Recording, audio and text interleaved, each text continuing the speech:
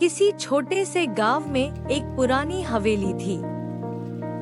उस हवेली की एक जादुई घंटी थी, जिसकी कहानी गांव के हर निवासी के मन में बसी रहती थी।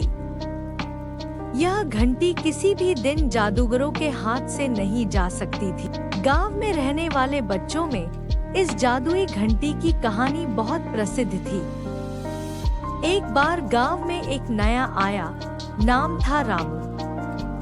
रामू बहुत ही चालाक और साहसी बच्चा था। उसे भी जादुई घंटी की कहानी सुनकर बहुत रोमांचित हुआ। वह निरंतर यह सोचता कि क्या उसे भी इस घंटी को देखने का मौका मिलेगा। एक दिन गांव में मेला लगा था।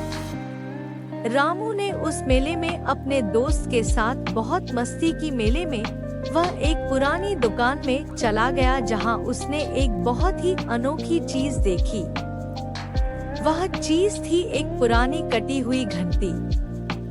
रामू ने उसे खरीद लिया और घर ले गया। घर आकर उसने उस घंटी को साफ करने लगा। चमकती हुई घंटी की ध्वनि से पुरानी घंटी की यादें ताजगी से ताजगी हो गई। रामू ने सोचा कि क्या यही वह जादुई घंटी है जिसकी कहानी सभी बच्चों के मन में है।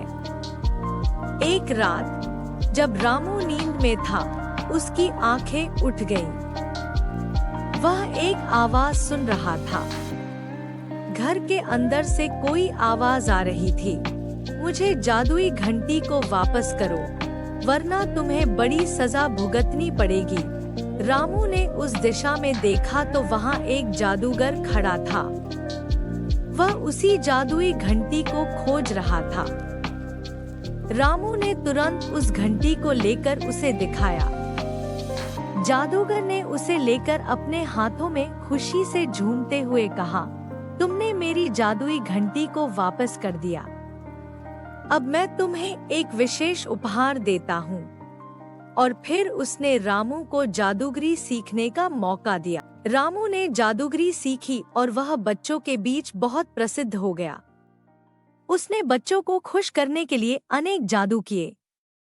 इसी तरह रामू ने जादूगर की सहायता से अपनी जिंदगी में नई रोशनी डाली और सभी के दिलों में